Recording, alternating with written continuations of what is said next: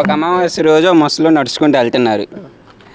Car వస్తుంది, దానికి లైట్లు లేవు కానీ తప్పించుకొని వెళ్ళిపోయింది కారు.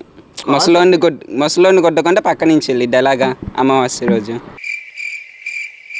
అది అమావాస్య. ముసలో నడుచుకుంటూ వస్తున్నారు రోడ్డు మీద, కారుకి లైట్స్ ఉండవు కానీ ముసలోని చూసి తప్పించుకొని వెళ్ళిపోయింది. డే టైం కాబట్టి. అమావాస్య రోజు సముద్రం ఎందుకు వెనక్కి వెళ్ళిపోతుంది, పౌర్ణమి రోజు ఎందుకు ముందుకు వస్తుంది?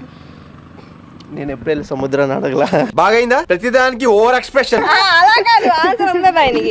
ఎందుకంటే అమావాస్య రోజు చంద్రుడు ఉండదు కదా.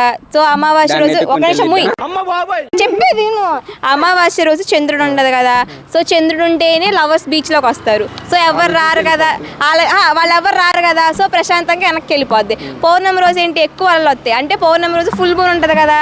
సో లవర్స్ వస్తారు. వాళ్ళు వచ్చినప్పుడు వాళ్ళు ఏంటంటే ముంచేద్దామని చెప్పేసి అది ఎదురుకొచ్చేస్తుంది.